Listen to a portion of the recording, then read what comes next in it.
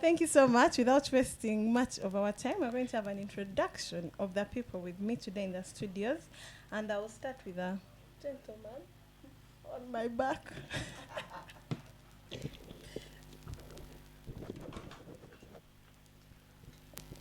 Um, Thank you, moderator. Good afternoon, everyone out there listening. Emojon Kisaija is my name. I'm here in studio as well, largely to listen to what the presenters have to tell us, and also maybe shall come in a bit. Thank you so much. Thank you so much, Emojong. Over to you, madam. All right. Good afternoon, listeners of Infinity Radio. My name is Letitia Asasira, a student doing social sciences and aspiring GRC School of Gender. Thank you. Thank you so much. Over to you. Good afternoon, our moderator, listeners, and fellow panelists. I welcome you. This is Mwejesa Saul, the GRC School of Computing and Informatics Technology. I'm here also to talk about this important issue about how we can hold our leaders accountable and fulfill the promises they made for us. Thank you. Thank you so much. And over to you. Many thanks our dear moderator for giving us this opportunity. A very good afternoon to our dear listeners. Abias Musim is my name, an activist from Kuruma Hall, but also a former Mumbist, so I'm an ancestor here at Makerere University. Ancestor. Currently, I do serve as the chairperson, Patriots Makerere University, and the NRM Chief Registrar, Makerere. Asante sana. Okay, thank you so much. Good afternoon, dear listeners. This is Kaites Melan, an aspiring female GRC School of Social Sciences. Thanks for turning on to the Infinity Radio. We hope for the best. Thank you so much. Keep tuned. Thank you so much. Over to you, lady in blue. Good afternoon, listeners. My name is Chirabo. Good afternoon, listeners. Sorry about that. My name is Chirabo Pamela Vera, and I'm an aspiring GRC at Complex Hall. Also, I'm a law student, and I sleep at Complex, obviously. Yeah, tune in, or stay tuned because it's going to be amazing. Thank you so much. Without any further ado, as you've heard, I'm sure you guys have heard that we have something in common. Most of the people, actually all of them, are leaders and also aspirants. It means today we're actually going to, hit the stone where it hurts the most. And also we are going to have a live call from Honorable Omujugujugu Moses, who is an aspiring guild president. He's also going to share with us what he actually thinks of the topic. As it was shared, and as we all know, our topic today is how can we hold our leaders accountable to the promises they actually make. Most of the leaders, when they want to occupy or to lead us, they promise a lot of things. And in most cases, you find that what is said or what is on paper is not what is implemented. So I'm going to start with the ladies. I'm going to start with our council. Honorable Council Pamela, you're going to tell us what exactly do you think? How can we hold the leaders accountable? And do you also think it is right? Because at some point, you find it's irrelevant to ask someone for the accountability if you did not put in the efforts. Yeah? So, since they are our leaders and since they're leading us, do you think it's in order for us to hold them accountable? If yes, how can we hold them accountable? Thank you so much, Precious. Today we are talking about how we can hold these people accountable, but she has asked first whether it's right for us to hold these people accountable. And I think we have to hold them accountable because our leaders, or the people who ask us to be leaders, they are in some way asking us to be our servants. Like they're asking to serve us. So if you come and ask me to put you in the position to be a servant, that means I have to expect you to do the things that you're supposed to do. Yeah? So I think it's just right for us to hold them accountable, to have them account first of all, the things they say when they're asking us for offices and the things they promise. Also, there are those things that they're obligated to do as leaders, apart from what we expect of them. Yeah, so I think it's just right and in order for us to ask for accountability when these people enter the offices. Yeah. Then, the way I think we can hold these people accountable is, I think, constantly asking for, okay, not asking, but it should be like a requirement that maybe at the end of the week or at the end of the month, say for example, we've been going through something, we're having like security issues, or maybe the water, the plumbing of the building is not okay and people have actually complained about it. We require the leader, because if these things come up, you have to do something about it. So we require maybe like a report, something that shows evidence of you taking action to these things that we are going through as people who gave you the power to be in office. So those reports, they might look like, oh, these people, they're not giving me my discretion as a leader, they're not letting me like do things privately, because some leaders have that power. I just feel like it's relevant for us to see those reports. Can be posted somewhere, I don't know. Then another thing, we could have like public, I don't know how to say it, but like in case decisions are being made, for example, we are deciding on what should be done for the security around where we stay in case it's very bad. Instead of the leader like doing what he thinks is right, he can hold like a meeting or something, call everyone who is affected by the problem, and we give our opinions on how the problem can be solved, so that it's not entirely upon the leader to fix whatever is not right. Yeah? So with the people helping him out, they can also see that he's trying to work. Because if you keep doing things on your own and you just come and give the report, some people might think you're actually not doing anything to help them. But if you involve them in the process of solving their problem, it would be a good thing. Yeah, I think other people will say other things. Thank you so much. Okay, thank you so much, Councillor Pamela. The next question, actually, I'm going to ask a gentleman, the ancestor. So our dear ancestor, the question I want to pose to you or ask, the first one, do you think it is in order for leaders to put sentiments in their, let me say, political journey or leadership career? You find, let me say, if the other party did not support me, I am not accountable to them. I'm only accountable to the people who were there for me, those who pushed me into power. Do you think it is in order for the leaders, us as leaders, to put sentiments? Ancestor. The question, I'm not laughing because I'm happy, but having stayed at Makerere for some good time, sometimes the laughing is not just that I'm happy, but sometimes yeah, it's ironical. It's ironical. I would be crying because what I have witnessed for the past 5 years, the years I've stayed at Makerere, this is my 5th year. Really, what I've witnessed is tear causing. Hey. Actually, it's flabbergasting. Oh. Sometimes 4 days, sometimes I experience the 4 days of being defeated, rejected. But at certain say, I say that no, we must fight. So putting sentiments, maybe like a leader wants to serve a certain group and does not want to serve others. I have actually witnessed that one. Actually, what you are saying is that what you are asking me, I want to clearly tell you that even the people who support the leader, for example, the president, maybe it's a certain political party like NUP, which has run Makerere University for these 5 years, even the leaders have not served the people who have voted them.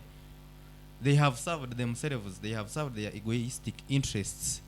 And actually, if at all even they serve those ones who voted them in power, I feel like we would not be actually experiencing what we are experiencing at Makerere University. Even if they decided to serve the 20% of Makererians. But I can tell you they have served their personal interests, they have served themselves, and I think that is the reason as why Makerere, as Pro Lumumba says, that why is it that Makerere, Pro Lumumba asks that why is Africa continuing to punch below her weight? So now also I put this one in the context of Makerere University, that for all these years that I've served, I've seen leaders here serve at Makerere University. Makerere University continues to punch below her weight, both in terms of the student, the quality of the student leadership, even the quality of the education that we experience at Makerere University. I used it to be number 4 in the whole of Africa. It was actually number 1 south of Sahara and north of Sahara and north of Limpopo. Makerere University was number 1, but now what happened? I getting it, and now you bring it very right that how can the students hold accountable their leaders, the one they have voted in power? That one is very much interesting. That over the time we have been throwing the stones, the spears to the administration, but having been here at Makerere University for all these years, I feel like actually sometimes we blame the administration for nothing.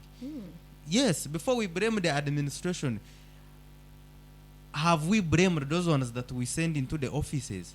Or we just keep on saying Nawangwe is, but what about the guild president? What about the speaker? I am glad that we have the ministers here in the background. In the gallery we have the former minister of ICT, and what have they done? We have Honorable GRC here, Sauro. We had the tuition policy, whereby the tuition policy came, but we saw no action being taken by the student leaders, actually to even inform the students of what is taking place. They hide this information. But also, I have also learned that the leaders are always a reflection of the people they represent. Also look at we ourselves, the university leaders, rather we the students. We are to blame. What are we always doing? You find like someone is a student of Makerere University, but does not know the constitution of Makerere University, does not know the constitution. So if you don't know the constitution of Makerere University, how will you hold accountable to someone whom you have sent into power? But also I've interacted with many GRCs. The GRCs cannot interpret the constitution. Most of them are always in the session saying that I wanted the allowance is 80,000. The moment 80,000, imagine just 80,000. And they don't look at issues beyond deliberating on behalf of the students. So all these and among very many factors really are here causing, and if we do not take actionable steps to make sure that at least we bring that quality leadership at Makerere University, we the students, before we blame the administration, before we attack Nawangwe, we first attack the guild offices. We first attack the guild president. We call him like the way for example, us in Rumumba, we could even cane them. I remember at one time when they closed the Rumumba Hall, we caned the chairperson of Rumumba Hall for having betrayed the students' cause and joining the Constitutional Review Commission, I think, which has brought this very constitution that cannot allow young ones to participate. Imagine to be a member of parliament, you need a senior 6 qualification. But they say that to be a GRC, you must really, what kind of logic is that one? That does not allow young ones to vote. And very many inconsistencies within the constitution. Surely, that one we must, as the students, we must take actionable steps to make sure that before we attack now, we can first bring these ones on board. And if at all they refuse, I don't want to say that we cane them, but we shall look for what to do for them. Asante Tana, thank you. Okay, thank you so much. I'm going to ask Honorable Kitesi, who is an aspiring GRC. What are some of the measures that the aspiring leaders and maybe the outgoing leaders, okay, the outgoing leaders, I think for them like their tenure is done. So now let's actually focus on the aspiring leaders. What are some of the measures can we put in place to make sure that before the students come to you as a leader for accountability, you've already given them accountability? Like, what are some of the measures do you think can be put in place to ensure that we don't have those incidences where he said that you might find we need to punish the leaders? So to avoid all those things, what are some of the steps do you think can be implemented? Thank you very much. I think it begins with the leader herself or himself. This has to begin with the leader. You first have to know what you are supposed to do. You cannot do something when you personally doesn't know, like you don't know what you are supposed to do. So you have to first know what you are supposed to do, and then you have to imply or apply the measures to the to the to the students, or as a leader you have to imply the measures to the students. So I think the measure that can be taken firstly is vetting other before you become a leader. Before we become leaders, me personally, I'm an aspiring GRC at the School of Social Sciences, but I think we have to be vetted before we get those positions. We have to first be vetted, be put in the vetting processes, so that we can know, are we able to become leaders? Are we going to do something that is visible when we are voted as leaders? Yeah, so, and I think another measure that can be applied is having the talk days at the college levels. When someone is given trust and voted by the students, that means that they really trust you. And then I think those talk days should be carried out to make sure that the voted candidate is able to give accountability to what he or she promised to do when he or she is given mandates and be in that position. Thank you so much. Thank you so much, Honorable Kichesi. I'm going to ask Honorable Mwejesa Sol, what are some of the, okay, she told us what leaders can do to make sure that the students do not come and ask for the accountability. So my question to you is, we've had leaders that come and give us false promises, yeah? Okay, there are some things which are actually realistic, and we have some other petty issues. And some people are actually ignorant when it comes to issues that can actually help a large mass of people. So how best do you think the student leaders or the aspiring leaders or the country leaders can be actually vetted to ensure that whatever they're bringing on table, it is actually ideological, not the petty issues? Because we are actually suffering with the problem of imposter syndrome. So how do you think that can be actually worked upon? Okay, thank you, Madam Moderator.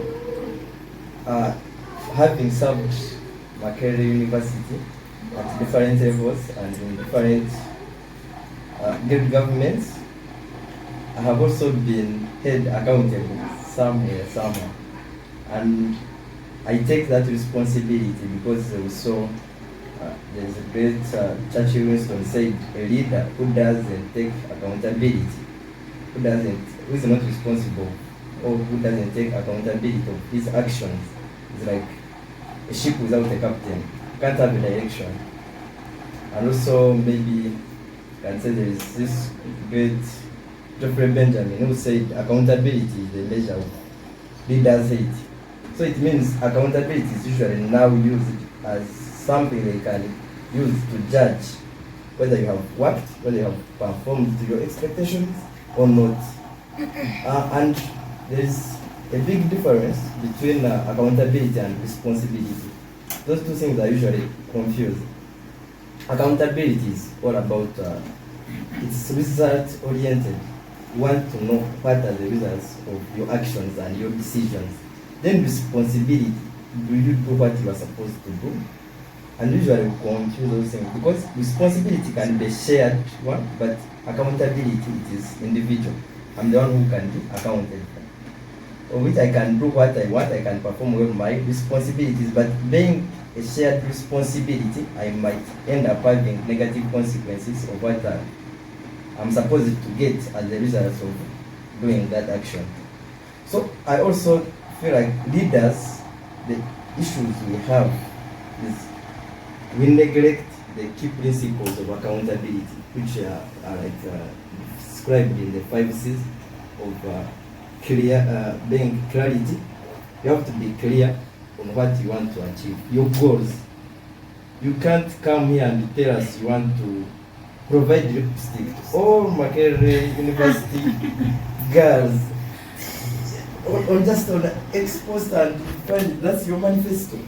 You are not clear how, why, you know, and you confuse your voters, your supporters. They will ask you at the end of the day, what have you done? And you don't have it. That's fine. I That's fine. I won't come and tell you we supplied that. Okay, we shall wait. Then the second point is commitment.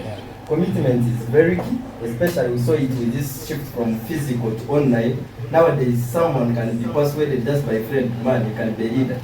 And someone applies, provided has a CGPA, becomes a leader. And he didn't have any commitment to serve students. He wasn't even ready, but someone has told you can apply and you can be a good leader, and someone applies without even knowing the responsibility he has to take under that position. Then we have collaboration, because when you don't collaborate, there is joint accountability, as we have said. You have to collaborate. Give the president accountable, but he can also help his ministers accountable. And not only ministers, but also GRCs. We have committees. A minister can also hold his committee accountable. So there is joint accountability. Without collaboration, we can't achieve that. Then we have communication. Communication is very, very key as a leader. You have to communicate and you have to engage with your public like that voted you. If you don't communicate, there's no way you can convince you are doing things yet you don't tell us what you were doing. You have to make sure you are clear and we know what you have been doing. And the last thing is consequence. You have to bear the consequences of what you do. If we voted for you and you promised us this and this and this, then whatever the consequence we defined, then you have to make sure you are liable for them. Then the measures which I can suggest maybe we can use, because I've been here, I think serving one term at Makerere is also a bit hard. It's like a limitation. But you see, some people put on like a punishment or a consequence. If you are not accountable for the last 5 years, then you are not going back. But here, this is the one-term service of 10 months. But also, there are some people maybe who are coming in the next leadership position and have been in the former leadership positions. You can first ask them, what did you do when you were in 90th grade government before you were coming in 91st grade government? Because that's what we have to do. And we need also continuous assessment or monitoring. Because it is hard. Some people just judge the government when it is ending. It's 10 months. But get 1 month. First ask, Mr. Grid President, you have spent 1 month in leadership. What have you achieved? What have you done? Or per week, you have to assess how leaders are working continuously. Because when you leave it and you want to judge them at the end, things even won't change. So I also really know that accountability is key, especially as the leader, and you have to be held accountable. That's where your people who voted for you will have trust in you and will judge you that you have been a good leader or a bad leader. Thank you very much. Thank you so much for that. Councillor Pamela, you wanted to say something?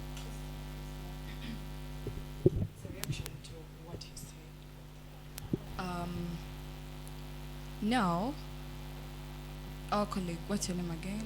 Jugu's representative. You're not the one. Okay, like this. Okay, I'm sorry for assuming. But yeah, our colleague was saying something about punishing the leaders and all that stuff. I would like to emphasize us knowing the law that's governing the university, okay? And I would like there to be like sensitization so that the students know that fine, you could complain about something, but there are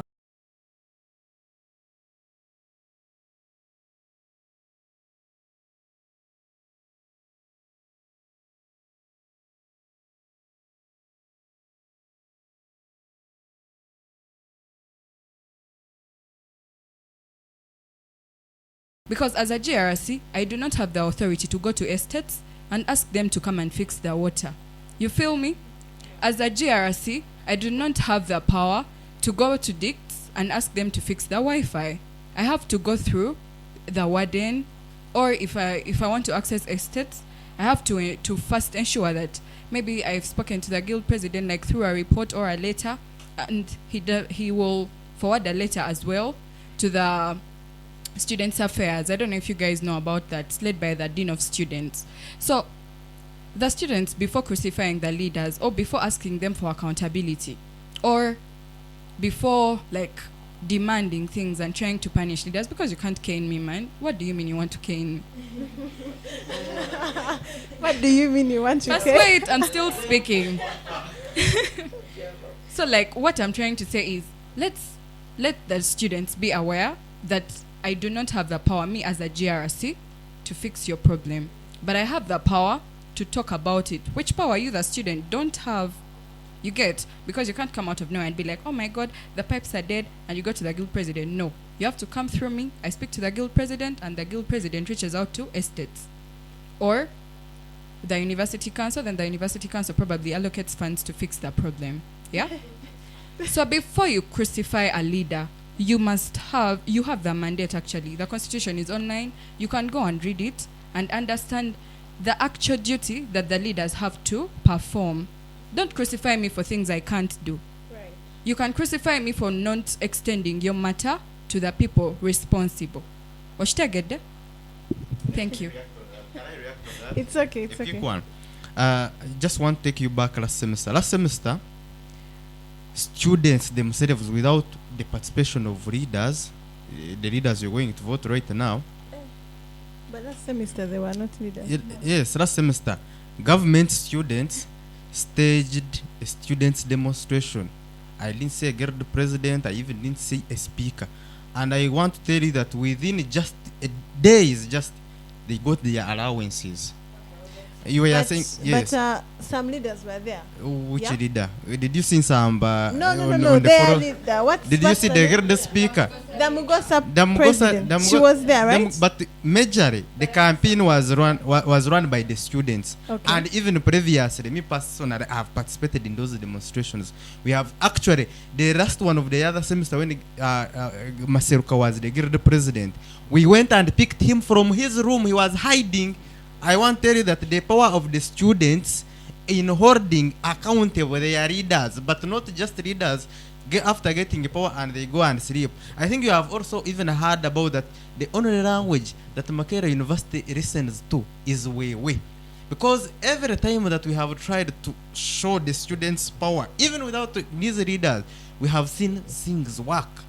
I want to tell you the real truth. So this time I want to tell you that it is the students themselves. The moment students turn their guns from even the administration to these ones, I want to tell you we will see things work. Aren't you fearing to be kind? Yeah. What I want to talk about is that there is this cowardice syndrome, this ghost of cowardice that has attacked these GRCs, the guild president, and most of the students. And what I want, it's cowardice. It's cowardice. It's cowardice. And I think most of the people who have been in because I've been in the GRC house, even in the last one where you were dissolved, I was there. And I think the speaker, if can bear me witness, even you were there, the speaker said that you people, after becoming a leader, me after becoming the guild speaker, I want to tell you that things changed. All the powers that all the things that I wanted to do for Makerere University, I was told that if at all you want to succeed, the administration told him that if at all you want to succeed in your leadership, please leave out some things for us, for you do what we tell you to do. And the guild speaker had to accept. Why do you have to accept and betray the entire Makerere 40,000 students? The cream, that is, and the speaker, I've told you, the speaker is the leader of the whole GRC house. Are you getting it? So I want to tell you that the moment you, the student leaders, you realize that you have power and you have to use that power. Don't be like a crested crane which has a lot of powers but stays in the swamp. Are you getting it? The moment you realize that we have power and we can exercise our powers to achieve what the student want, we have even, because Makerere University even used it to influence the national debate, policies at the national level, in the national parliament. Makerere University that produced the Julius Nyerere's, the Mike Bakis, the Nobel Mayombos, the Norbert Maos, but really currently, it's here causing really not me drive into that painful conversation, because you will even let me. So, moderator, please, I can hand over the microphone to someone else, because. No, it's okay. It's okay. We are actually here to discuss. So everyone has a right to air out their views. And like we said, actually, it was you discussed that leaders are not supposed to put sentiments. Yeah? Okay. Over to you. Me personally, I think a leader must not be a coward. But then, do you agree that leaders are supposed to be voices? Yeah, you're going to be the voice, Yeah. but you're not going to be the one to implement. There is a hierarchy. Yeah, I understand that, but then some leaders are cowards. They do not even. Oh, I'm sorry. Yeah, leaders are cowards. Some of them are not ready to take any step. They are just cowards. They stay back, like my fellow has been saying in the previous of the government students. Yeah, leaders were not there. I think the leaders were supposed to be on the front line, but they were nowhere to be seen. How is that possible? If you are a leader, I don't think you are supposed to be a coward. Okay, someone is actually saying that there is something like bias, which is when we come to talk about the students, the government students, because they're saying that they had their government student leaders. But then you people who are here discussing about their strike, you're saying there were no leaders. So, which, I am not a government student, so I don't know. Okay, the former minister of information is going to answer. Thank you. When Abias was introducing himself, he called himself an activist, then later NRM chairperson. I didn't know that NRM and activism also can join in and be the same. But besides that, speaking specifically to the government students and their demand for allowances last semester, I'll just first state it categorically that there is a very big problem here, that students usually tend to think the guild president should be the only one to do everything, every problem they have. You will even find a GRC, for example, at Mitchell, because taps are broken, blaming a guild president for that, or even a normal student blaming a guild president for why they don't have lectures at their college, at their school, Wi-Fi in places, and that becomes a very big problem. The first person that should be held accountable for government students is the Mugosa president. There are structures here that government students have a Mugosa president there. Go, mobilize, and demand for your allowances as government students. I'm not saying the guild president should not help you. The guild president can also come in party to help students. But this is the thing, that when you go out maybe to Senate to demand for allowances, it's not that the guild president is seated. There is also work we are doing as government to ensure that these things are done. I personally was responsible the entire time for some of the communications from the office of the president, and I can surely tell you that during that time, we were engaging administration. We were writing letters to Ministry of Finance, to the University Basa, to have the issue sorted. So when you do not see a guild president at the strike, it does not mean he's not doing work. There is work he's doing. But also, even if it doesn't go there, it is not because if he's not there, you cannot get your allowances. There are very many other people that are responsible to make sure you people get your allowances. Your Mugosa people, I think everyone else that is party to the Mugosa Association is pertinently responsible for that. I think we shouldn't blame everything that happens here to a guild president. Thank you. Thank you so much for that. Before we actually go on, I want to thank our listeners, our group of listeners, and our viewers who are watching us. That's Infinity TV and Infinity Radio. Thank you so much for keeping it up with us. Thank you so much for sending in your messages. I'm seeing Gaston, who is greeting himself. He's the Mr. and his Mrs. And so the Mrs., wherever you are, they have said actually that they love you so much. And thank you so much for being there. And then Mac Media, that's a media house. They are also tuning in, and they're also sending their regards to their loved ones, his Mrs. And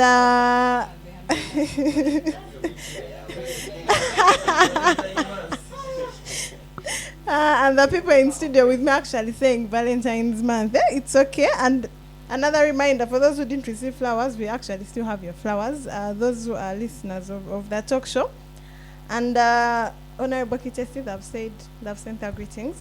Thank you so much, everyone who's tuned in. Ezodi, thank you so much for loving Infinity Radio and Infinity TV. So, Honorable Letitia Asasira, I'm coming to you. You've been silent. And they spoke about cowardice amongst leaders. And then there is also a saying that says, what's good for people is bad for power. To what extent do you agree with that? To what extent? Okay, thank you so much. Thank you so much, Madam. Currencies are precious. Once again, my name is Letitia Asasira. And yeah, I'm happy to be part of this talk show. They talked about cowardice. Honorable Kitesi was saying that most of the leaders are cowards. But I don't believe that they are cowards. Actually, these leaders try their level best. Because even President Museveni, if you don't have water in your village, Museveni will not come and bring you water. You have to go through some people. You have the MP, you have the chairperson, LC1, you have the LC5. So there are structures. You can't go directly to Parliament to look for Museveni to come and give you water in your village. Right. So even us, the leaders, we try our level best. We are students. You get the fact that you've become a GRC does not give you the authority to go directly to Nawangwe's office to tell him that we don't have Wi-Fi in complex. We don't have Wi-Fi at CTF. You get. So I, the leader, I am a voice. You get. If you tell me a problem, I will go and raise the issue to the house, and it will be worked out. But it can't give me the authority to go directly to do what?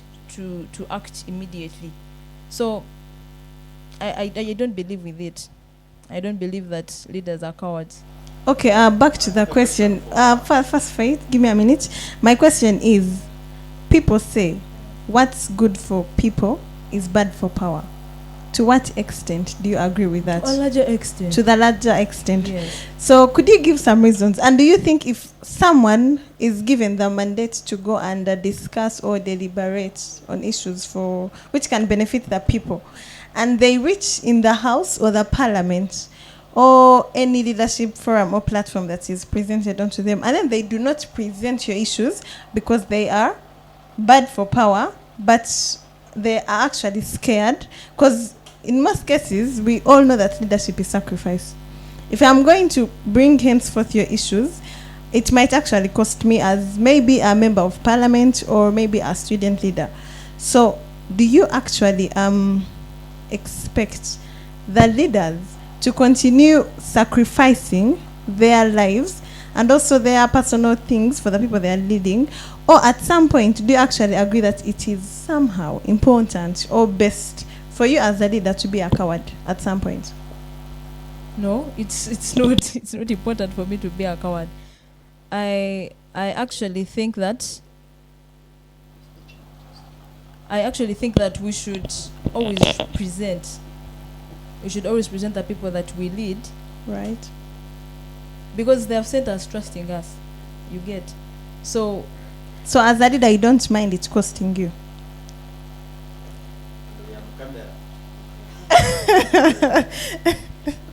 This question is actually going to be answered by everyone, whether you are an ex-official or an incoming leader. We are live on air. I'm actually going to start with our former minister of information. No, we're going to start with you.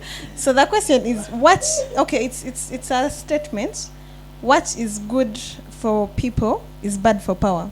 In most cases, you find the leaders who actually sacrifice to go and represent their people, it costs them in one way or the other.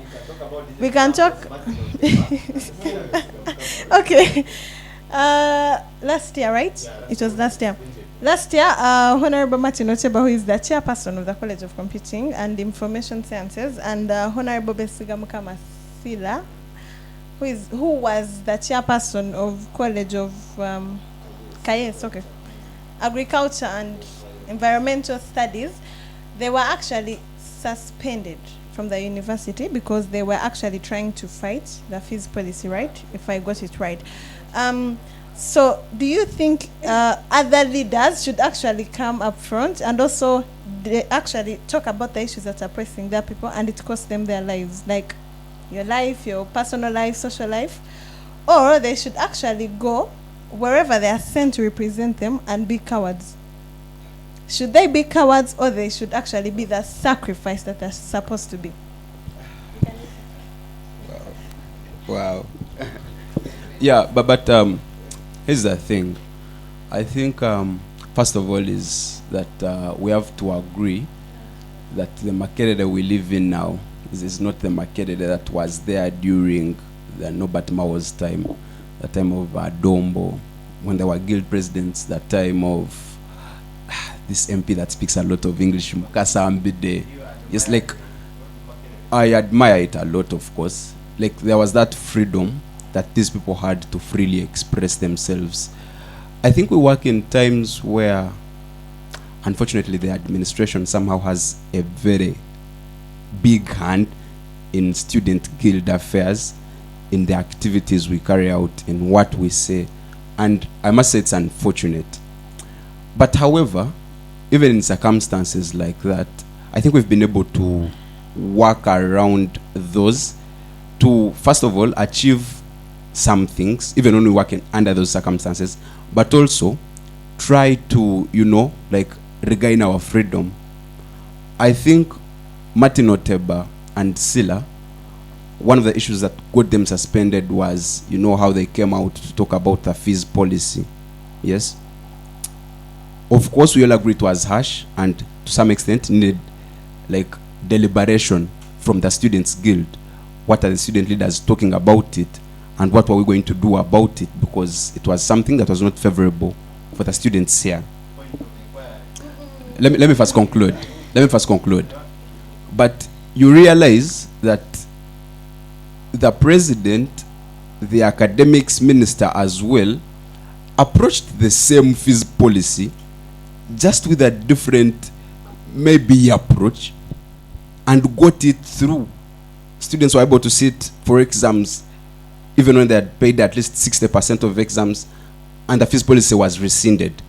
So when we are working in these times, of course, as we try to regain our freedom, we just have to be a bit tactical on how we approach these situations. That you realize sometimes all you have to go to do is go engage administration and give them reasons as to why you think the fees policy may not work during certain times under certain conditions. People don't have food, people are being chased out and you're telling them to pay tuition, and if they don't pay tuition, you're even increasing it with surcharges. So if someone is failing to pay 200, so what you're doing is adding them 50,000, then becomes illogical. I'm failing to pay the 200, but for you to make me pay 200, you're actually increasing the money, so which makes it even harder. So negotiations in that scenario tended to work out better than maybe the radical approach that the Otebas and Silas used. Again, I don't say what they did was wrong. What I say is, the system we are working in right now needs you to be very careful with what approach you use. And because of that, I also don't think that we should settle for this stifle we are in. As we fight for our freedom to be back, for us to have our physical campaigns back, and every other freedom that the people before us enjoyed, we should approach these situations with care. That's what I would say. Okay, thank you so much. From what I've gotten from you, we should actually not be cowards, but the way you approach. Because we are talking about the student leadership, may I say that even before we blame the administration, and I think Sauri will bear me witness that the speaker, Edgar Stewart Mujisha, at one time on your platform, and I even saw it somewhere, tried to apologize, saying that I am sorry for having caused the suspension of my comrade Sirabes Gamkama and Martin Oteba. Really, do you have to blame the administration? Yet it is the speaker, Edgar Stewart Mujisha, who actually even screenshotted some of the messages and sent to the admin. So I think you can react about that because you were in the house. Yeah, thank you very much. I think I was among the people who were bearing consequences of whatever was happening there, because I also received a warning letter from Vice Chancellor about the same issue. But first of all, I want to supplement on what Honorable Mojong has said. Yes, we have to accept things changed, and you have to go with change. The approach we should use to tackle some issues. I got a warning letter, not that I radically attacked what, like maybe administration or students about the policy. No, I was advocating to have a grid session such that we can deliberate on that matter and we make students aware of what is happening. That's where things originated, because my responsibility we have to know our responsibilities, by the way. My responsibility I have is to represent my students. If my students wanted clarity about the policy, I had to ensure that I advocate for a session where we can deliberate and we get resolutions at the house and we tell our students of what is going in place. So yes, the speaker, obviously now we have there came compromisation in Makerere guild elections or guild leaders. Yeah, it's like it's that, but it is compromise. Some are compromised. That's true, because you saw how letters, even some Vice Chancellor wasn't even aware, even was away when those letters came. But provided by Chawe, yeah, they did what they did, and we are the ones who suffered the consequences. But regardless, I keep borders. If every leader knows the responsibility he has, we shouldn't also overcross boundaries from our responsibilities. That's why sometimes we conflict. Someone is entering responsibilities of university council or making decisions on behalf of students, of management. It's the CMC which had brought back the policy. But how do you react? How do you go about issues? That's very key. Thank you very much. Thank you so much for that. Over to you, Mr. Abias. You actually... No, everyone is answering the question. Yes. Everyone is answering the question that I asked. The question was, the statement, what's good for people is bad for power. So, do you think it is actually better at some point for the leaders to be cowards in a way that it's actually saving them, or they should actually be the sacrifices? What good for people, what is good for the people is bad for the power. Yeah. That means that if you try to do good for in the context of Makerere University, if you try to do good for the university students, if you try to fulfill what you promised to the students, you stand at the risk of losing your power. That one can be witnessed in the recent suspensions and warning letters that were given to Ndugumwe, Mweje Sasaura, and Sira and Gamukama. That for them, they tried to fulfill what they promised students, and they stood at the risk of losing power. Even at the because as I told you, you didn't clearly bring out the position of the speaker in this, a speaker who is a student. And I was there when he was campaigning, telling you GRC, calling you Kurimu of Makerere University, that we are going to fight. But after getting that power, actually even connives with the administration to have some of the students who are trying to implement what they promised students being suspended. So me, I always like standing on the truth. That even when you are to kill me, you kill me. Because even Jesus only served for 3 years. And when he was speaking for the truth,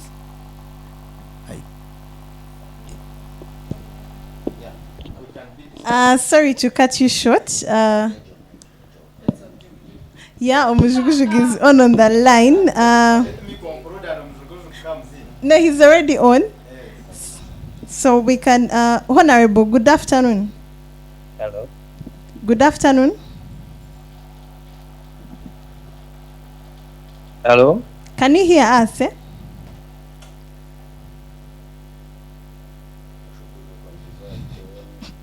Hello? Hello. So we are talking about how we can hold the leaders accountable after they have made their promises. Hello.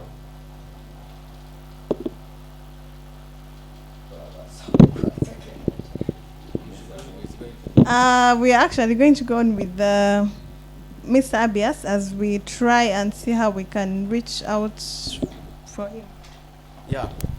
Still on what is good for the people is not good for the power. These people, they feel like I must serve the entire year. So if I don't serve the entire year, because I must try so that I get my allowances, I must connive with the administration, I get all the bribes and what he was talking about, that some leaders were compromised. I want to tell you that Jesus only had the power for 3 years. But even up to now, people are still talking about Jesus. So me, I'm not looking at I see people waking up in the morning, praying from Monday to Sunday. I don't know even the time they work, that they are trying to pray that Jesus. So if at all, let me tell you, you want to just have power. By the way, the power, even the word is misused. There are people who are in positions but do not have power because they have accepted to be compromised. Let me tell you, the moment you are a GRC and you accept to get that bribe, it is even not a bribe of too much. It is 20,000, 50,000. Am I lying, Saul? Am I lying? No, that's it. That's it. 20,000 and you sacrifice the future of Makererians. 50,000. I was covering some of your GRC sessions. And the GRCs were witnessing. I even wanted to interview the finance minister at a certain point. The finance minister said, no, I don't want an interview. And I wanted to ask him about the issues to deal with accountability and the finance, even the prime minister said, do not appear on Abias's camera, because he feared the questions I was going to ask. And these are the questions of accountability. Students pay money for the gowns. Where are the gowns? Students pay 20,000 for the guild, but and if you are to multiply 20,000 times maybe a population of 40,000, that is over 1.3 billion shillings. But the GRC's budget seal is 337 millions.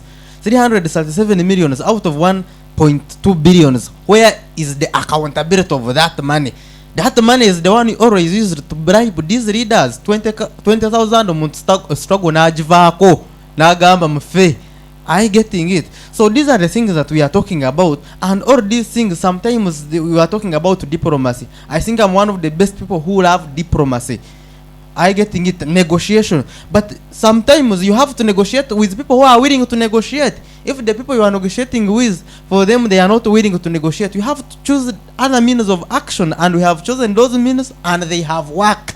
And we can still take the same course, and it works. Recently, you saw what was happening on Twitter. As I'm concluding, last week, the Makerere University exhibition, and we were unleashing some of the satisfactions, the dissatisfaction that we students are facing. Okay, the problems maybe, but these leaders have said that they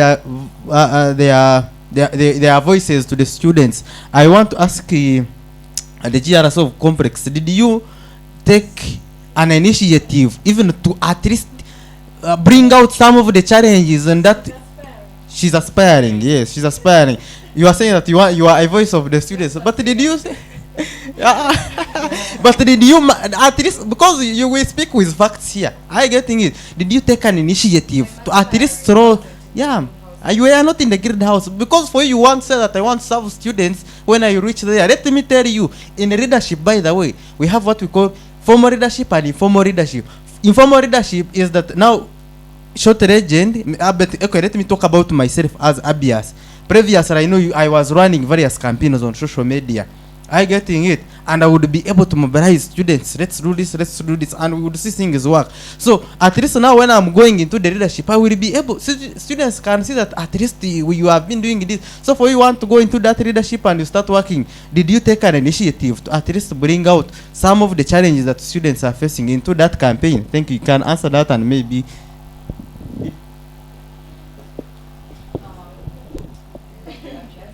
I've heard your question clearly, but I will answer the parts I understood. Because what he's trying to say is, before I become a leader, have I done anything that could make me qualify to be a leader? Is that what you've asked? Okay. What did you ask? It's the same thing. I've just used different words. I used the recent exhibition. I don't know about your exhibition. Now you want to become the leader of Makerere University. I don't know why you have a serious problem. Okay, before I speak, I think, and I hope you guys agree with me, that Abias's campaign is being violent. Is that what you want us to do? Because I spoke to you initially. As a law student, I believe in the law, and I know that there is law governing everything. Okay? I'm not going to start screaming when I know that me, the GRC, can write a letter and reach out to the guild president who can help me solve the problem we are having. You get? Do you know what happens during those demonstrations? People are assaulted. Yeah? People's lives are put on the line. That tear gas, it's not okay. I don't believe in violence, me as a person, I don't. Because I know we can speak and something can be done. So when you vote me as a guild representative councillor, the power you've given me is to be able to voice out your problems. Okay? Where those people have failed to hear my voice, then you people who believe in violence can come in, because I've done my part. You can come in. I've really done my part. If I write that letter and keep and carbon copy it to the dean of students, I carbon copy it to the deputy vice chancellor, FA, that person who whatever's finances. If I've done all these things and they can't hear, then I can come and tell you guys I've tried my level best. Then the people who like violence, who believe that we are cowards because we don't like violence, I don't know where this is even coming from. Because what do you mean? Because I don't want to scream and shout and have police officers shooting rubber bullets at me and tear gas and all that water? I don't know how that makes me a coward. Because I don't want violence in the school. You know, when those things happen, people don't move around the university. People be tied in particular places. It's not really nice. Right.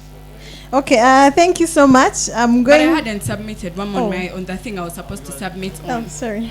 On the thing of, also another thing, he was asking if I've done anything to make me qualify for GRC. Yes, I have. I just can't tell you everything about myself. I don't think you qualify. It's okay. Yeah. So we are talking about, what's your question, Kuru? My question was, what's good for people is bad for power. Thank you so much. Now, my interpretation of this statement is the interests of the people might not align. The interests of the people might not be in alignment with the interests of the leader. That's what the question is saying. What's your problem? No, it's okay. We have. I'm giving my interpretation of the thing. Okay.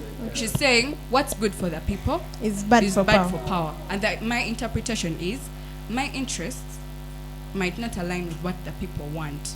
But as a leader, how am I like exercising myself, even if my interests might not be the people's interests? Now, what this means, for starters, we are all students. I came to study. I'm a private student. My parent is facilitating my academics here. Okay, right. I have to be mindful of harmony. Yes, I'm standing for leadership. I have to remember that my mom sent me here. If I get suspended, that's all going to be like, It's on you and your mother, yeah, not it's, the it's whole. on me and my mother, not the people I'm representing in the what. Right. Mm. So I think that's what this particular statement aligns. It's what it's bringing out. So how am I going to ensure that my interests and the people's interests are in the same line? Because at some point you have to harmonize. You're not going to fail to serve the people because you're scared. You're not going to fail to serve the people because, oh my God, I came here to study. You came to study, but you asked for power. Now you have to keep that at the back of your mind as the what? As the leader. So I think the statement is true. I really agree with it because there are so many things people want us to do that are not okay with what we are going through. But again, I asked for the power. That means I'm going to find ways to do what I'm supposed To do. Yeah. Okay, thank you so much. We're having in some messages coming through, and we also have a pending phone call from Honorable Mujugujugu. So before we go in for a phone call, I want to play some voice note from Engineer Mukisa Collins, who is a student and a listener of the talk show. He's Arizona 9 and he's at the external campus, that's Ginger campus. So I'm going to play his voice note and we'll see how we can share with him. Hey, Infinity Radio. Good afternoon to everyone. Colin Mukisa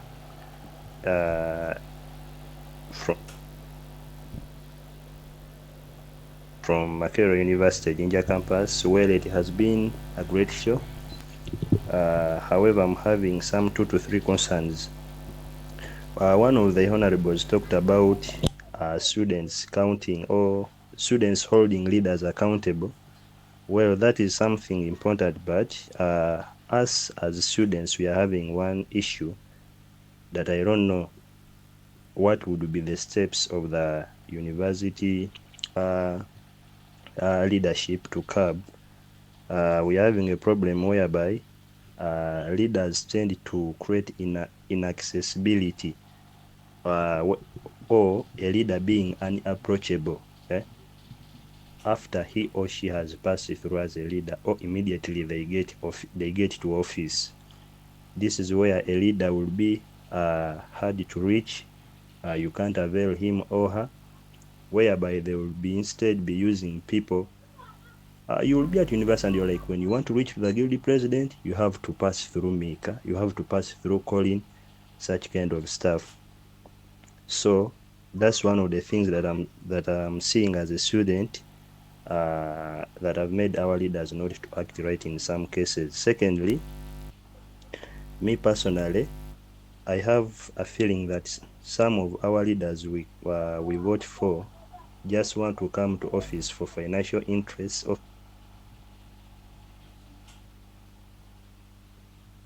or financial gains, or even show off. Someone is like, I think when I become a leader for this kind of post, I will have to be strengthening my CV. So working for people becomes something difficult to most of them. Lastly, I'm pretty sure most students are not having knowledge about different leaders' responsibilities. They can't even have a clue on how council disburses money for different university programs in different ministries and activities. So, you as a student, how are you going to demand for accountability? Yet you even don't have any knowledge about how much is being released. Okay, if that is the case, when the university council, I don't know whether the university council passes the budget. If it passes that budget, is that budget portrayed to the university students like at a university basis, or it is something that remains within council leadership? That was my opinion as a person. Thank you very much. Thank you so much, Engineer Collins. I am very sure that you've heard what he's trying to table. The first one was about accessibility. It was about accessibility. How can we ensure that the leaders are accessible? After them getting into power, you'll find now they're going to actually start having bodyguards, they're going to CPAs. So before you get to those leaders, they're going to actually tell you, first go through the bodyguard. The bodyguard is going to tell you first go through the PA. So you find it is hard for you to actually get the assistance that you need. So the first one was about accessibility, and the second one was how do we manage the conflicting interests. Some want to come through to show off. He said show off. And then he also spoke about money. And then another thing, I think it was like an advice to the students that we should actually pick interest in knowing the roles of the different leaders we are going to put in power. There is no way you're going to come and tell a CGC member to go and actually go to the office of the principal, to go to the office of the chancellor. So I think this is where he calls us as students to know the roles or the duties and the hierarchy also of leadership, because it's not going to just come from nowhere, like the CGC going to the vice chancellor, yet we have GRCs and also the good president. So I'm seeing burning hands. Everyone wants to answer. And so we are going to start with the former Minister of Information. He's going to give an answer, where we are going to have a break because we'll be having a phone call from Omujugujugu. He also has a lot of burning issues and promises, as you've seen. So we also have to actually ask him how he's going to make sure that whatever he... Okay, thank you so much. Over to you.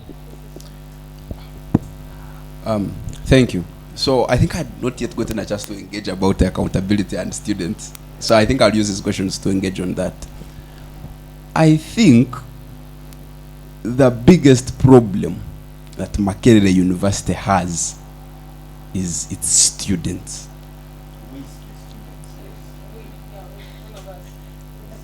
These are the students that vote people into power because they smell good.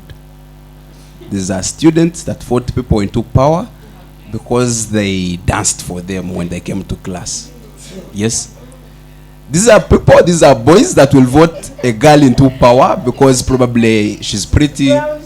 She has, she has given the boy a hug. Yes? Those are the reasons people are voting. People are going to vote for Mujugujugu because he has told them he's going to give them lipstick and promising them over 2 million. I don't know. All that rubbish. Yes? Where do you then get the guts to ask a student leader for accountability when you did not listen to what they had to offer to you when you are giving them that power? One thing you should notice is when you're voting, you're giving away your power as a student to that one individual to represent you. It then becomes a problem if the reasons you're giving that student the vote are not what you expect them or what is expected of them. Yes? So now that's why these things come in of accessibility. Yes? That's why these things come in of you cannot reach your leader. I'm sure by the time the leader is inaccessible, it does not start when they become a leader. Probably those are traits they've had even before. But because... But... I'll continue. You see, but because during election time he gave you a 20,000 note, but because during election time, he used to dress smartly and used to walk with hanks, and then you think that that's the reason you should give them the vote. I remember there's a time, I think recent past, rumor was around that when people were asking Maseruka, His Excellency, what he had done for them, he would also ask, what did you send me to do, for example? What did I tell you I was going to do that I've not done? Yes? So when someone has not presented with you what they're going to do, then it becomes difficult for you to ask them what they've done. I think there is a whole narrative we need to change about students voting and reasons they vote for. Yes? I think it should be there should be measures, for example, that for example, at all, that probably after every 2 months, the chairperson and the GRCs sit at a chimeza and discuss with the students what they promised, what they've not achieved, why they've failed, why they've succeeded in some instances. It should be very possible here at Makerere to throw out a GRC mid-term when they do not serve. When someone at the school promised you things they've not achieved, and it's, you know, like 6 months into power, students should have the power to throw that person out. It's because we lack these measures that we can't hold these people accountable. Leaders are using the ignorance of students to manipulate them. That's why you have Omujugujugu saying all this nonsense is speaking here. Yes? I am very disappointed with this man. Because in the first place, you go to Twitter, you go to X, and you're posting that kind of manifesto to people out there. You see, that makes us as Makerere look like we vote for lipstick, we vote for things. Well, food may be necessary, but you know, the overprice, you know, without mechanizing how he's going to achieve the 2 million, it becomes a problem. And unfortunately, and again unfortunately, you'll find some people voting for him. Yes? So, if he wins, what incentive do they have? But he has been outstanding in defending Makererians. When? In the recent GRC house, and he was I will speak to that as well. Now I'll speak to that. You see, I've been with Omujugujugu, I cannot say long enough, but I've been with him for a good time to understand that he's just a word monger. He knows how to come here and speak and get all of you excited, but the work on ground, when it comes to action, he will do nothing. So these are the empty promises we are talking about. So when someone, let's say Omujugujugu wins, yes, what incentive do people have to demand from him issues pertaining the fees policy when he promised you lipstick? I think students should reconcile themselves, understand these things, and then, you know, vote people into power for the exact things these people are supposed to do. Thank you so much. I'm seeing everyone is nodding in accordance, but okay. So, Council, you want to say something? Like one sentence. Oh, okay. Letitia is going to go first, and then.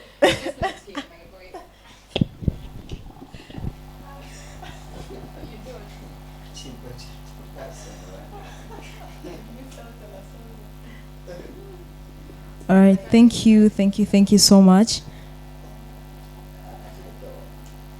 Thank you so much. I want to just add on what the minister has just said. He talked about some people who have not been there, but they want to start working now. They have not been, you know, those actualities, what. So like right now, it's when they are penetrating through to do what? To come and prove that they're going to do what? To work for you. And we shall also be convinced that that person is going to do what? To help us when the reach is there. So that's when the point of Engineer Collins comes in. People have different interests. Others are going there for money. Others are going there for titles. All right, others are going there to show off. Others are going to there to improve their CVs. So how do you expect someone like that to reach there and present you when they actually want to prove to the world that what? That I'm now a minister of Makerere University. You get. Another thing is what Collins said again, the students, we don't know, me inclusive, we don't know the law. We first have to understand the law and then start complaining. Yes, before you start complaining, first understand what the law says. Because I myself, I can't blame anyone that I have not done anything because I do not know what they're supposed to do. Thank you so much. Thank you so much. Mujuguju, can you hear us? Hello? Yes, I can hear you, my people. Okay, thank you so much for coming on board. We actually have a lot of things, a lot of pressing issues and burning issues. And actually, even people in the audience really want to listen to you and talk to you. So, first of all, without beating about the bush, we've seen your promises, which most of... Okay, which most of us are seeing as ridiculous and petty, because okay, you have your own reasons. So you're going to actually tell us more about your promises, because today our topic is how can we hold our leaders accountable to the promises they're actually making. And we've seen you promising lipstick, promising food to the students. So please give us more about what you have in store for us, and then we'll go on and tell you the questions and how students feel. Yes, thank you very much, Moderator Nkuru. And thank you for having me. Greetings all the members in the studios. I must also, before proceeding, salute Comrade Short Legend for putting for us a space where we can meet and share ideas. Yes, to begin with, I want to introduce to Makerere what we call the developmental approach to politics. We are tired of politics of wewe. We are tired of politics of sex for votes. And therefore, we must have a developmental approach to politics. And in so doing, I have put out my 7-point program. Is it okay if you tell us the 7 points? Yes, I'm going to tell you. Okay. And one of the points is that we shall have what we call academic week exhibition. In this academic week exhibition, it's going to be 5 days. Each day shall be allocated 2 colleges. We want the colleges to showcase what they are studying and what they are doing in their colleges by showing the whole world. And to the platform for colleges to interact and unite. Because we have not had a platform where a student of law interacts with a student of PHS. So to the platform to connect, to build ourselves, and then most importantly, to prove to the world our value at Makerere University. Secondly, I have brought one of the points of the program of returning meetings at campus. And how do I intend to do it? And in fact, it's where you are told the lipstick line. We have what we call a full-fledged college of agriculture. We can hear you. And that college of agriculture has professors of agriculture whose their students of agriculture die of hunger. Okay. What I am saying is that this must stop. We want to be empowered to go to the governing council where decisions and policies are made from. Because I have realized most of our deputy presidents did not know they cover the roles as members of the council. What are we proposing in my solution government? We are proposing that Makerere University has chunks and chunks of land. I was on Monday I was at the Cabanyo. We have huge chunk of land. Look at even where Makerere University is sitting, where you are. There is free land. Makerere University has 7 square miles of land in Chankwanti. Dear listeners, a 1 square mile of land has 640 acres of land. We have land in Bomba. What is this land for if it cannot feed us? So you're trying to insinuate that students or whoever people you're going to get to plant. Listen to the point first. Listen to the point first. The problem is most of you are not patient. All I am saying is that we shall allocate a plot of land to each agriculture student to grow food crops in the form of a project, one for max. And then these food crops, the university should be able to buy them from them. They earn money, and then Makerere University comes and prepares for us food crops. Colleagues, this is what is being done in other universities. My research was based in Ghana. The College of Agriculture is the entire university.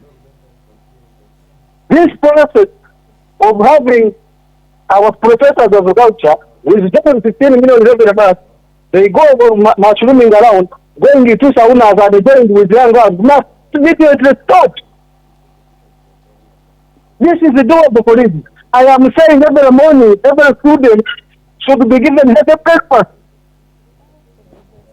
including eggs, bananas, and bread. Where are they going to come from? What are the veterinary students doing? They should be told when they are doing the poultry, they should have what we call layers. These eggs can be gotten, and then we enjoy. We want a student who works in the surrogate campus not to worry about what is going to eat. These things are doable for if they do not require a rocket science. And the colleagues in the studios, I am saying, on the 5,000, the 4,500 they are giving to each student every term, that each day you need, and for breakfast, lunch, supper, and evening food. This is not attainable unless you are saying students should go and sell their internal organs and do prostitution. But if they will not survive in Kampala on that money. What I am saying is that this money should be increased. It's 20K, at least 20K. In fact, I'm proposing a 1.5 million each student.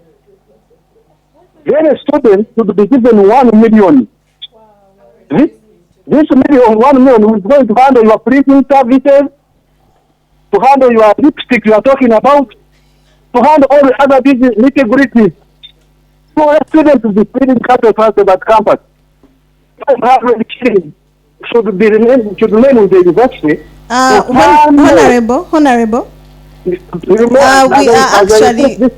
We are giving you, the call is supposed to go on for not more than 10 minutes. So please try and summarize your 7 points, because if I'm not mistaken, you're still on your third, and we are running out of time. No, I will summarize until the time gets done. I will summarize that as late on my TikTok. When the time gets done, just tell me. But what I'm saying is that the 500,000 should remain with the university, because remember we are growing food crops, but we do not grow cooking oil, we do not grow salt and these other requirements. So this 500 should be added onto the food crops we are growing, so that the university will be able to provide healthy and quality meals for every student. The other point I'm talking about that I want to share with you is commitment fee instead of zero balance fee policy. I am saying, once a student has paid 30% of the money, these students should be allowed to sit for exam and receive results. Because I have had the President tell us that we are at Uganda, where we are going into a knowledge economy. We cannot go into a knowledge economy when education is expensive and inaccessible.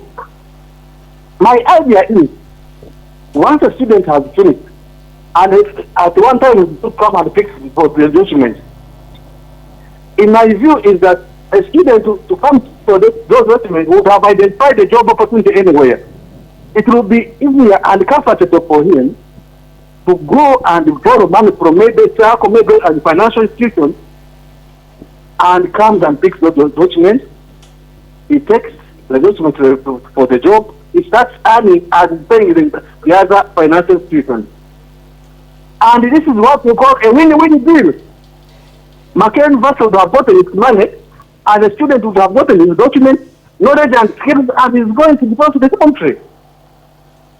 For these ideas require a person of my caliber who is a political autonomy. Right. Who is willing to move these ideas and put them, because like I was telling people, if a president Ukraine knew how valuable it is in Uganda, it would be sleeping in the State House. But because it does not know what it is, it sleeps in the bush. This is what I'm telling this president did not know the power they hold. But me, I understand and I know the power of the vote. The other point I want to talk about is the revamping intellectual discourse at Makerere University. Many years ago, people used to come to Makerere University, listen to debate, conversations and dialogue, and the outcomes will be made through such sessions. And then government policies will be declared in tandem with what Makerere University has spoken. But this has made a way. I am saying we must reclaim our space. We cannot let it go. I was telling students when I was campaigning that in fact if we engage with any student deeply on any subject he or she is studying, that student cannot hold a discussion for 2 hours in that particular subject. Why? Students come with Quran, follow the best and pass and go. But through the advancement of the response, students will be engaging deeply in their subject to appreciate them and understand them for the better of this country. We must provide the direction as Makerere University.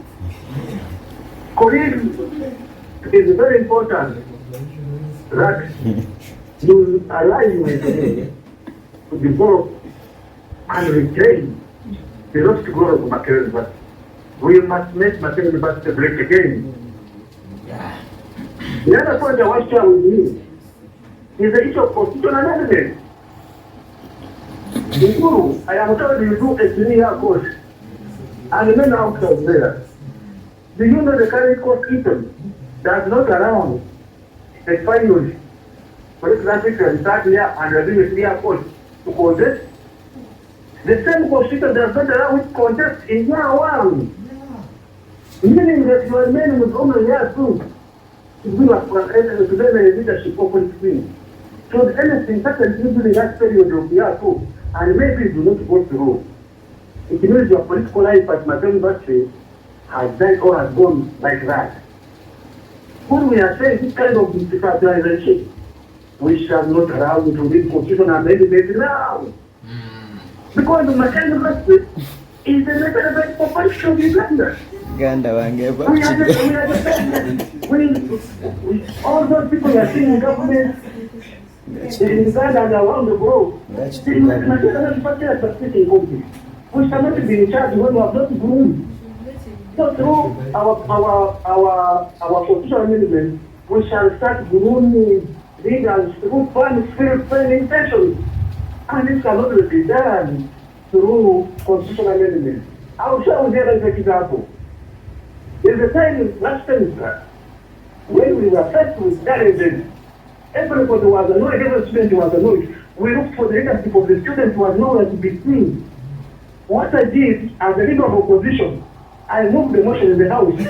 And to assign one of the first in the studio called the Makerere, who was our shadow minister for communication. Yes, and one of the convicts against the president. Yes. We used to receive the overwhelming support from several students and every leader. Yes. You know what happened? The clear constitution was saying after you have done that, you have moved the motion of the two signatures, you could forward the petition to the Judicial Tribunal. And the Judicial Tribunal sat, one man, the name of my friend Alan, he said, whatever you are doing, it is too late to conduct the fresh election. Therefore, it is premature and that is very late. Can you imagine how the power of the students was attacked? We are saying no. No. By this, if the constitution was not very clear, we would have dealt well with the bad leadership we had then. Colleagues, it is very however, I must also acknowledge that move did not go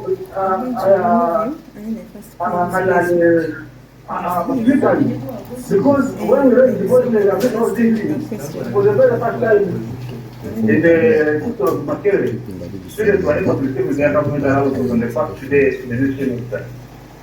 Colleagues, we want that leadership that understands what's going to do. Honorable Omuzuguzugu, I'm going to cut you short because we have questions that are coming in through for you, and most of them are voice notes. So So you're going to be off. You're going to be off the call, but you stay online. You listen to the questions, then you can call again and give them a befitting reply. It's not available. I want to get an accountable leader. I want to be very accountable. Okay. I'm going to cut the call, but listen to the questions and then you again call and give them a reply. Okay, I am available, please. Okay, thank you. Thank you so much. Now, that is the quality of the student thing that he wants. Well, this is still calling. I'm back. Now, I've heard what Honorable Omju, something of that sort has spoken. Now, in my perspective, Honorable, Makerere University is a very big university in Uganda and Africa as a whole. This is a university whereby we don't need drama to take place in the university. Students need leaders who are ideological. Students have their problems that they are facing as what? As students. Are you getting me? Things are taking place in the campus, things which are decelerating students' education paths. You get it? Come to Makerere University India campus. Lecturers are almost missing in some course units for almost 3 months. We have seen unfulfilled promises on issues concerning fractional fees. There is spotty Wi-Fi connectivity and many others. Honorable, let's be serious. Are you getting? Personally, I am heartbroken with the references to the training courses you're always making. I am seeing you promising students lipstick. For sure, what is the gestation period of lipstick on someone's lips? Okay, truly you've given me lipstick. I've looked beautiful as you're claiming. What will I gain? You're promising students food, it is okay, but in which year did Makerere last give students food? And that won't be a success as you claim. The university's strength in different aspects has dropped, and therefore uplifting it and creating a conducive learning environment is what we as students expected out of you. Bro, students are fed up of leaders who are not doing the rightful stuff on the ground levels. If you never knew, because you might be there thinking what you're trying to portray to students is what they want, but that's not the case. I get it. Otherwise, if you're just having your interests, you can continue. Whatever you're claiming, bro, is out. Just find your ways. That's not how things are done politically. I get it. Makerere University is a big university which needs leaders who are outstanding. So me personally, I don't think you're fit for that post even. I'm just now this one is like disoriented. What is his name? Thank you so much, Engineer Colin, who is listening in from Jinja campus. So as we wait for Omujugujugu to call back and give him a befitting reply, I am not so sure if I have some questions from. Okay, I have also some questions. Which one? We're going to have some questions from the people who are in studio with me as we wait for him to call back, and then he gives us a befitting reply. I'll take from Herman and Honorable Saul. You see, that's like I told you, Omujugujugu is one very good guy at speaking. Trust me, for someone that doesn't know him, when he tells you all those things, you probably think that, okay, I think we now have the person we've been wanting all this time. But the good thing with Omujugujugu and his leadership is he has been in power before.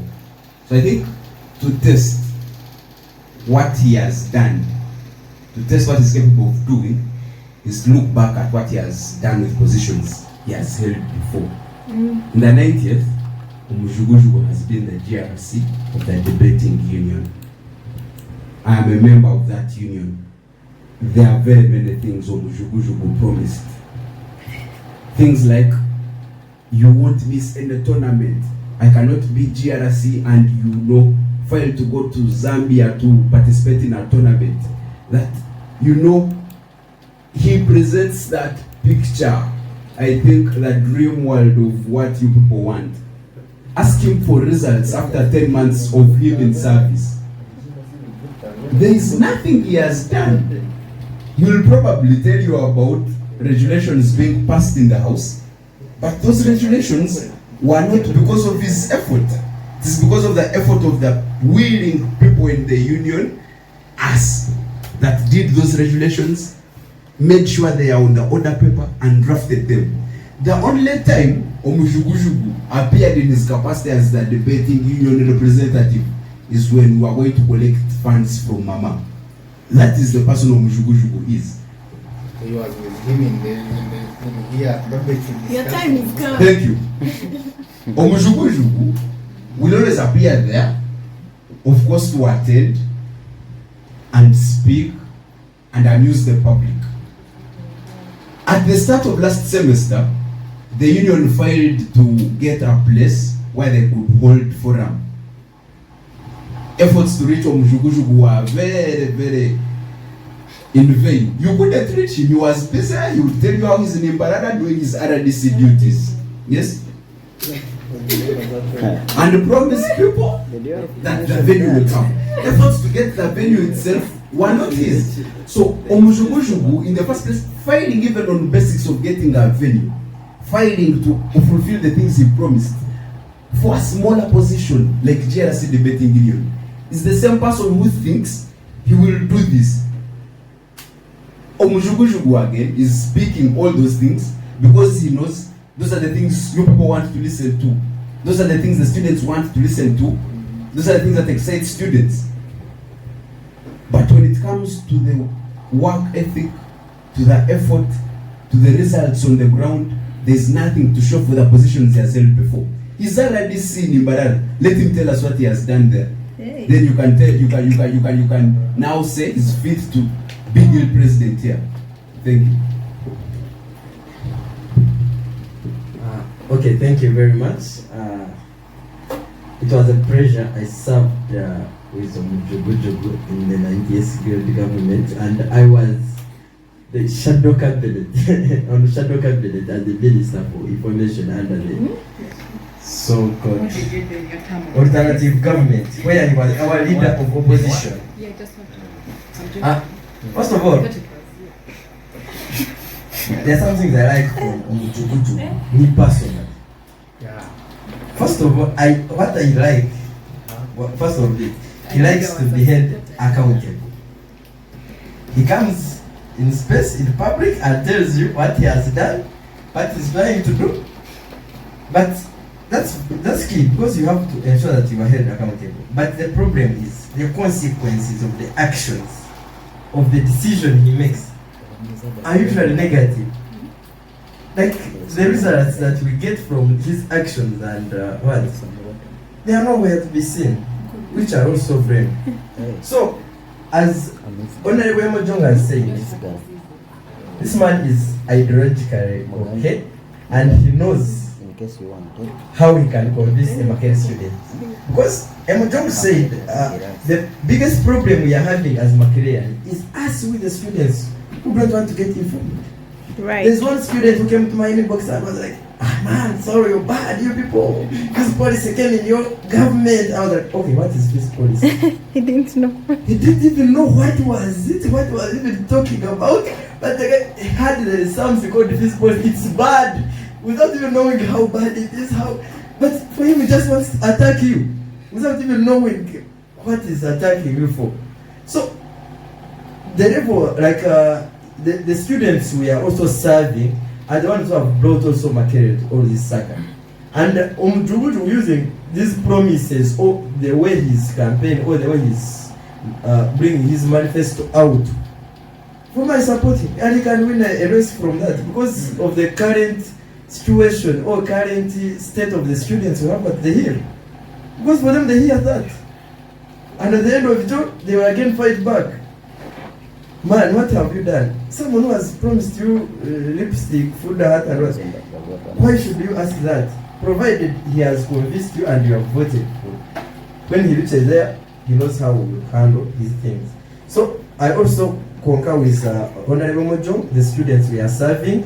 Really, sometimes also a problem as we leaders, serving students who don't want to get information. Let them get information. There are many documents that can come in. If there is feasible, it's first read about it and talk on an informed point of view. Feasible is bad here and here and here because there is such as there is here. But you can't just come and attack again, president attack someone. Man, you are signing feasible, of which even was signed something like 2016.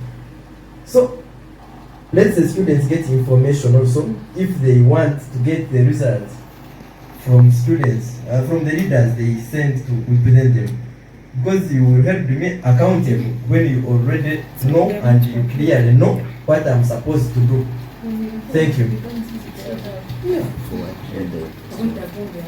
Yeah, me, I wanted to ask Honorable Emojong.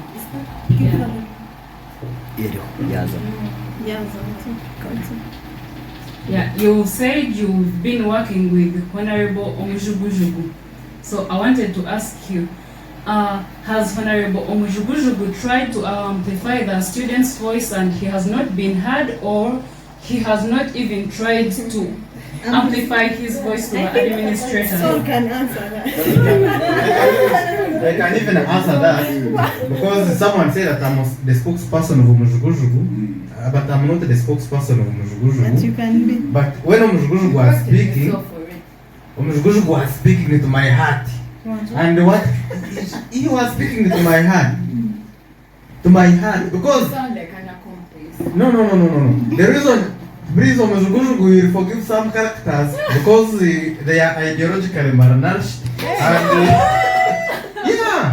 yeah, when I talk about that one, they are ideologically malnourished. So you will have to forgive some characters, especially that one who sent a voice note, because really they are short-sighted.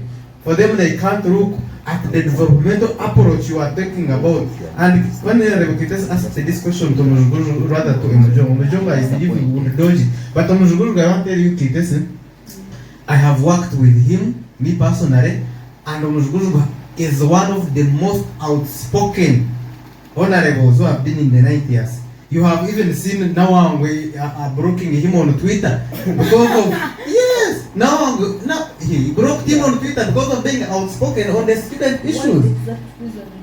Is he outspoken in person? No, he is outspoken on matters regarding to the students' interests. You all remember when Kanoidis Nakalema was here in the anti-corruption code, how Omujugujugu really spoke on matters regarding to the students. You even saw how he managed to convince all the GRCs, actually even 90% of the GRCs, to impeach the current president who was incompetent and weak. I was watching the news in the space, I getting it, and the GRCs appended their signatures. But due to a few characters that I have said that they are ideologically malnourished, they could not take all these concerns. So please, Omujugujugu, me I applaud you, and I say that please keep with that manifesto. It is the manifesto that can lead Makerere University to the glory. Thank you so much. I think yes. I would respond. I told you I was supportive of Omujugujugu and you said no. Oh, thank you so much. I'm supporting the ideas. Me, I wanted to again talk about like me to a smaller extent. I don't think Omujugujugu is doing bad.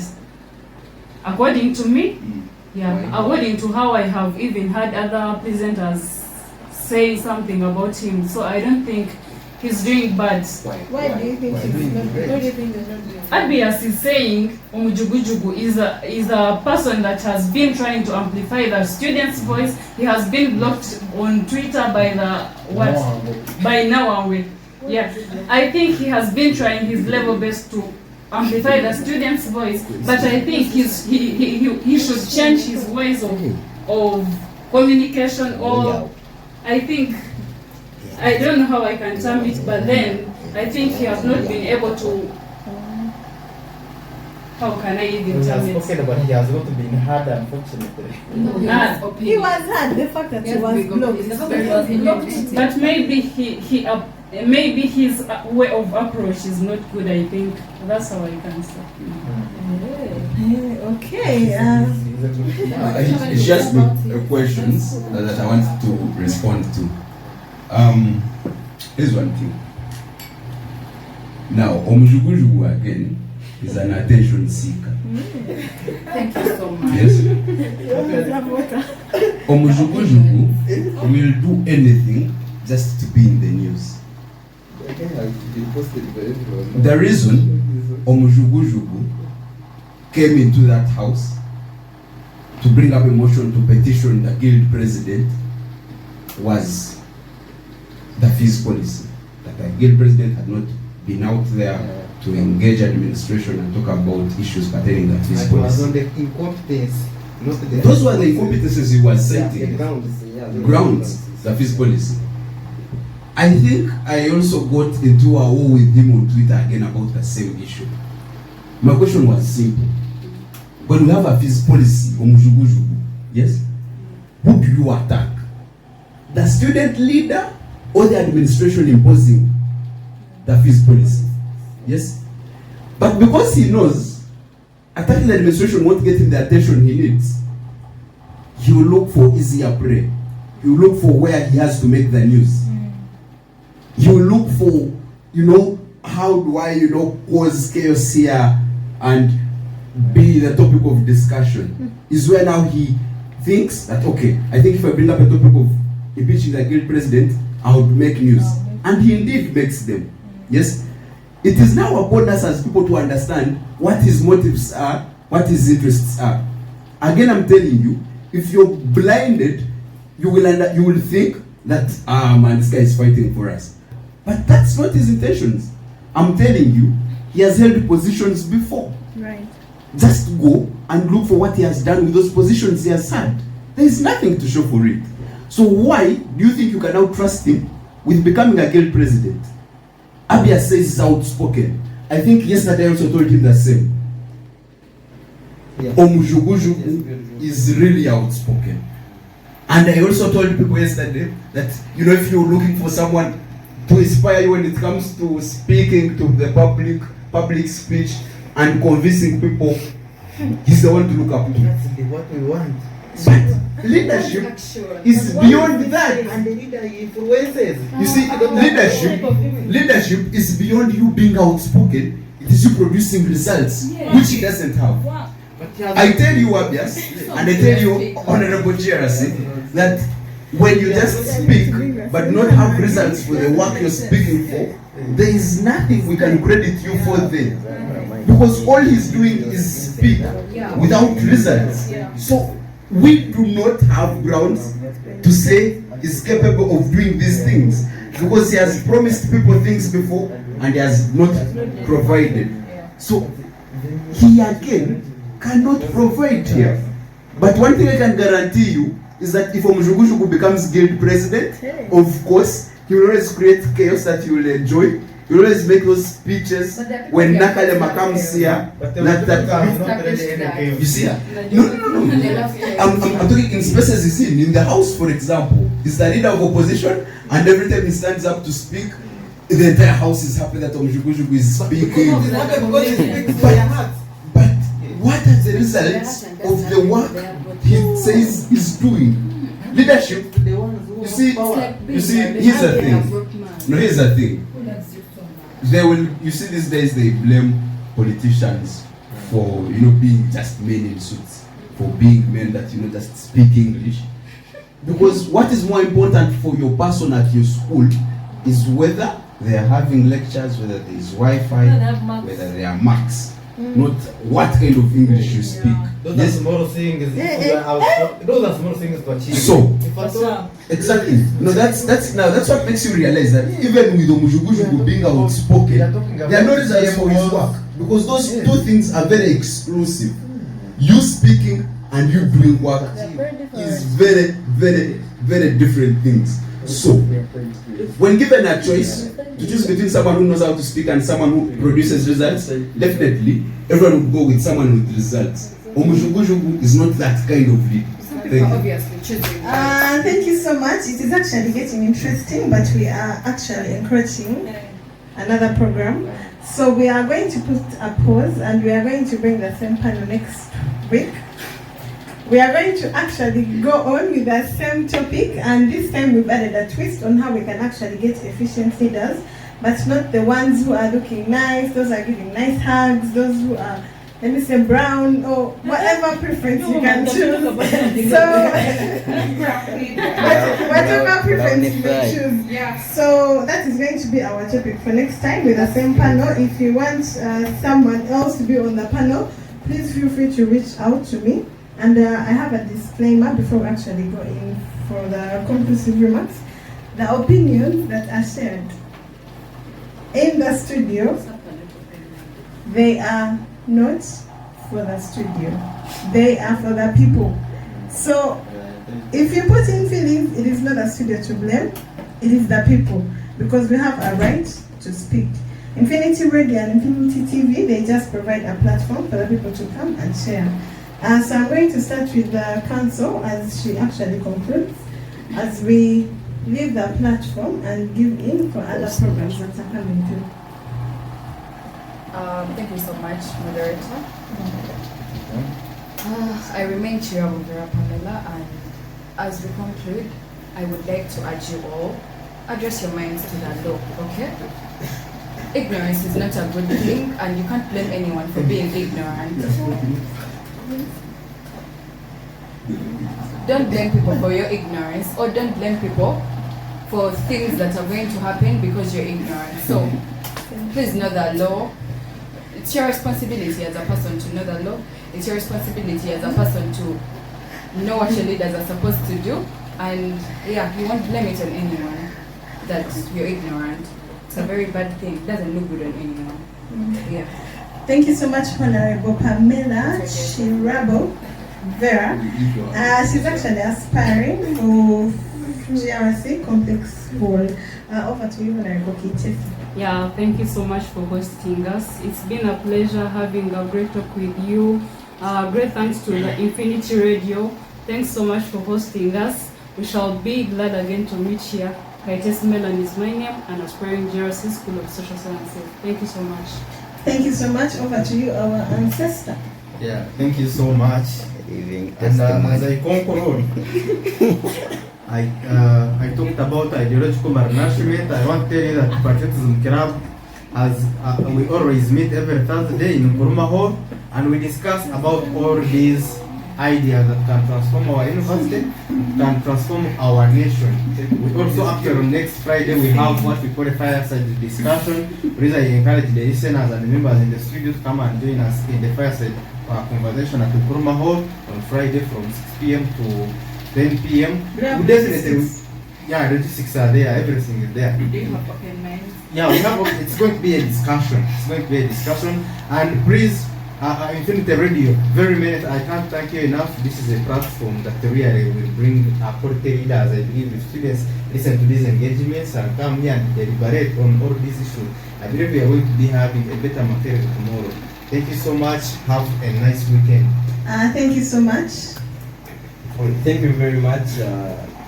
First, thank the CEO, Infinity Radio, Mr. Shorty again, moderator and fellow panelists for the discussion that we had, because these are matters. Accountability starts with us.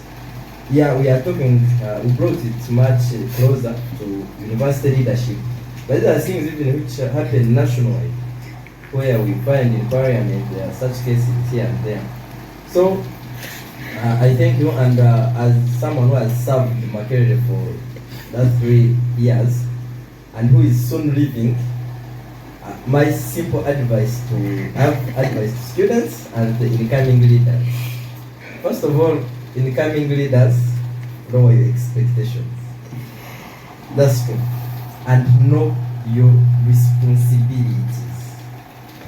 If you know your responsibilities as a leader, because students judge, you see, even nationwide, first see, some people judge the MP has not worked because he hasn't been attending burials and parties, of which that's not what is constitutional responsibility.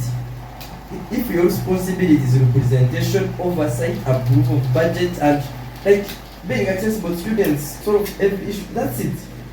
You should know your responsibilities as a leader if you want to serve. And also students, let's get informed about situations or things that are happening in the university.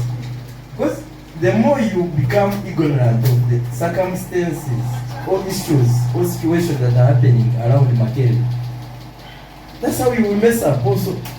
You will ask me things of which you also don't understand. At least first understand before you ask your leader of what he or she is supposed to do.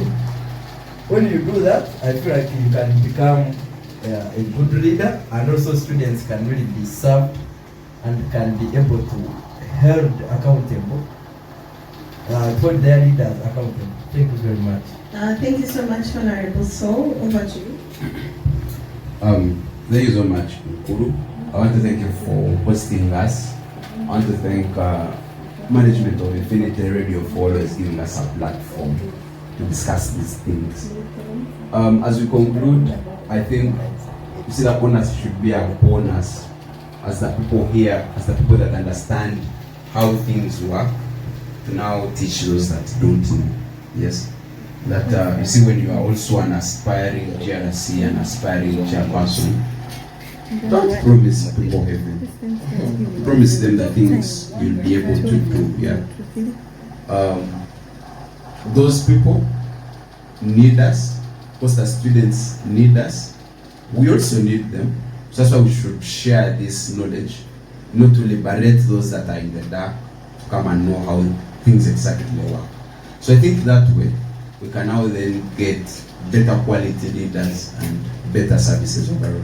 Thank you once again. Thank you so much for that. That was the team with me. Honorable Letitia has left out.